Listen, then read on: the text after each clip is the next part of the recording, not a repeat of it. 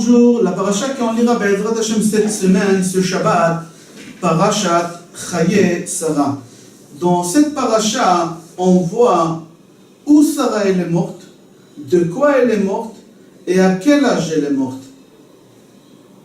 Chez aucune matriarche, on voit une chose pareille. Chez Sarah Imenu, c'est marqué qu'elle est morte à l'âge de 127 ans. Pourquoi elle est morte? Les commentateurs disent à cause de la Akedah. Et l'endroit aussi où elle est morte, c'est marqué. C'est différent des autres matriarches. Par exemple, chez Rivka, c'est même pas marqué dans la Torah que Rivka elle est morte. Il y a un sous-entendu que sa servante à elle, ou sa babysitter, comme on dit, qu'elle est morte sous l'arbre, on l'a enterrée sur l'arbre, alors on déduit que Rivka aussi elle est morte là-bas. C'est-à-dire qu'on ne parle pas de la mort de Rivka, on ne parle pas de la cause de la mort, et on ne parle même pas de l'âge de la mort de Rivka. Que chez Sarah, c'est le contraire. Chez Léa, la même chose. Nous, on sait chez Léa, elle est morte. Yaakov, il a dit, dans Parashat Vayechi, Sham kavarti et Léa. Là-bas, j'ai enterré Léa. Mais sans plus. C'est pas marqué de quoi et quel âge. Comme chez Sarah. Chez Rachel Imenu, c'est marqué qu'elle est morte. Vatamot baderech. Et même chez elle, c'est pas marqué de quoi elle est morte, pourquoi elle est morte et à quel âge elle est morte. La seule femme dans toute la Torah, que la Torah, elle écrit 2 psukim dans notre paracha, et elle répète 2 fois la chose, c'est Sarah Imenu. Et en plus, sur elle, c'est marqué qu'Abraham Avinu, il a fait des louanges funèbres. Au moment qu'elle est morte, Abraham Avinu, il a pris la parole. Chez Rivka, chez Léa, chez Rachel, on ne voit pas ça, que leur mari, il a pris la parole, ils ont fait des louanges funèbres pour elle. De quoi et pourquoi elle a mérité, Sarah, d'avoir 2 psukim qui détaillent la raison et l'âge et l'endroit de sa mort. Pour comprendre ça, on va continuer la suite de Pasuk. C'est marqué là-bas, Vatamot Sarah bekiryat Arba, Hevron. C'est marqué que Sarah elle est morte à Kiryat Arba, qu'elle s'appelle aussi Hevron. On pose la question pourquoi c'est marqué Vatamot Sarah bekiryat Arba, Hevron. Il faut marquer Vatamot Sarah bekiryat Arba. D'accord, si la ville elle a 2 noms, c'est pas la peine de marquer le 2 noms. Pourquoi c'est marqué le 2 noms, les 2 noms de cette ville-là, de Hevron? Le Midrash Rabbah dit que la ville Hevron, elle a 4 noms. La ville de Hevron, elle a 4 noms. Eshkol, Mamre, Kiryat Arba et Hevron. Pourquoi cette ville, elle a 4 noms? Il y a plusieurs réponses. Je vais donner ici quelques réponses. Parce que dans cette ville, il y a 4 tzadikim qui ont vécu. C'est Enar, Eshkol, Mamre et Avraham. Il y a une autre réponse. Il y a 4 personnes qui se sont fait circoncis dans cette ville. C'est les mêmes personnes qu'on a citées. Enar, Eshkol, Mamre et Avraham.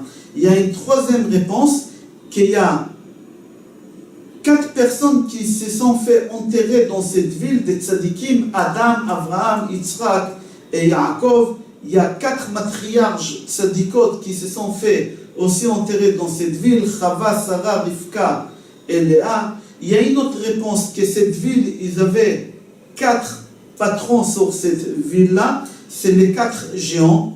Il y a encore une réponse que de Hevron, Avraham Avinu, il est sorti faire la guerre contre les 4 rois pour sauver son neveu. L'autre, quand il est sorti les 4 rois contre les 5 rois, alors c'est de Hevron qu'il est sorti, c'est pour ça elle a 4 noms. Il y a beaucoup encore de réponses pourquoi cette ville elle a 4 noms.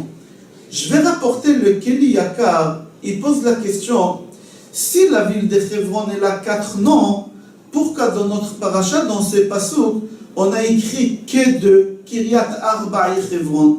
S'il y a 4 noms, il fallait écrire les 4. Ou il fallait écrire qu'une seule. Pourquoi parmi les 4 tu as écrit 2? Et pourquoi ces 2-là? Comme ça, il pose la question, le Keli Yakar. On répond parce que dans cet endroit, il y avait un cimetière. Dans cet endroit, on ne pouvait pas habiter. C'était un endroit qui était dangereux pour habiter parce que la terre, elle était pas bonne. Au moment qu'on marchait là-bas, il y a des gens, des fois, qui se faisaient avaler par cette terre-là. Alors, on a utilisé cet endroit pour cimetière.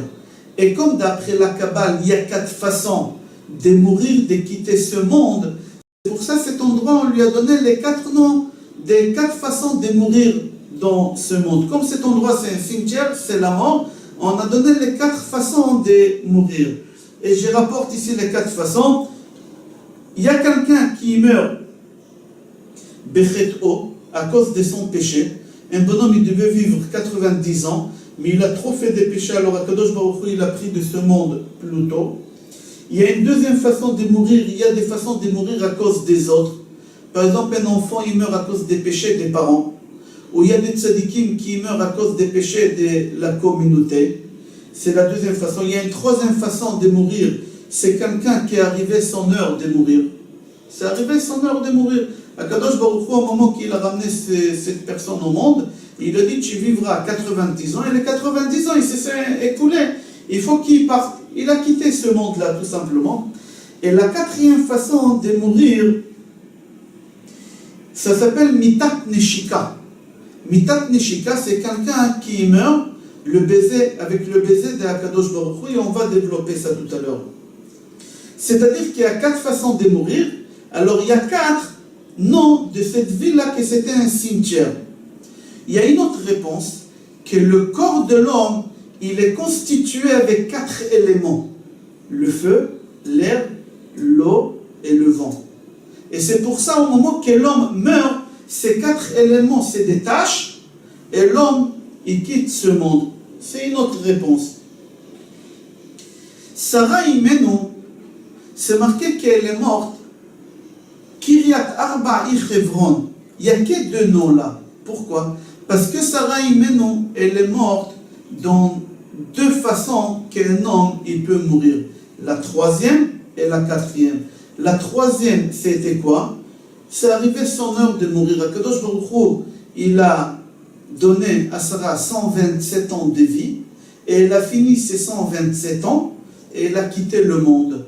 Mais comment elle a quitté le monde, Sarah? C'est la 4e façon, Mitat Neshika. Akadosh Baruch Hu, il lui a aspiré sa Neshama en l'embrassant, il a aspiré la Neshama. C'est pas marqué dans la Torah comme c'est marqué chez Moshe Rabbeinu, parce que c'est pas pudique de marquer sur une femme une chose pareille, mais c'est comme ça c'est marqué dans le Zohar, que la façon que Sarah elle était morte, c'est le baiser de la mort, comme on appelle ça.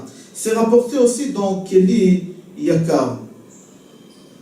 Il faut savoir, le Keli Yakar dit que toutes les personnes qui sont enterrées à Kiryat Arba, ils sont morts de cette manière-là, qu'Akadosh Baruch Hu, il les a embrassés, et il leur a pris la Neshama. Abraham Avinu, au moment qu'il a vu que Sarah elle est morte, il n'était pas présent, parce que lui, Abraham Avinu, il était où? Il était au sacrifice. Et Abraham Avinu, il est venu des sacrifices, il a entendu que Sarah déjà elle est morte. Et lui, il n'était pas à côté de Sarah, lui, il ne peut pas savoir de quoi Sarah elle est morte. Alors c'est marqué, Vayakom me'al pene meto. Il s'est levé, c'est-à-dire il s'est abaissé, il a levé le drap, il a vu le visage de Sarah, il a compris que Sarah elle n'est pas morte dans un mort de l'ange de la mort, mais elle est morte d'un baiser de la mort de Akadosh Baruch Hu. Et il a dit, je vais acheter Me'arat Machpelah pour l'enterrer là-bas, elle mérite d'être enterrée là-bas. Comme ça, il a dit Avraham Avinu. Comment Avraham Avinu, en regardant le visage de Sarah, il a compris ça? On dit dans la Gemara Avodah Zara Pach Chaf qu'on peut savoir comment la personne elle est morte. Comment? Il dit, au moment que la personne doit mourir, l'ange de la mort, quand il vient prendre sa neshama, la personne voit l'ange de la mort. De peur, il ouvre sa bouche. Il est choqué. Ah! Et l'ange de la mort, à cet instant-là, il lui fait rentrer cette goutte-là et il lui prend sa neshama, alors la bouche, elle reste ouverte.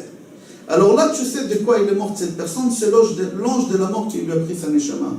Mais au moment que tu vois que la personne, elle est morte avec la bouche fermée, c'est-à-dire que le baiser de la mort, c'est Akadosh Baruch Hu qui lui a pris sa neshama.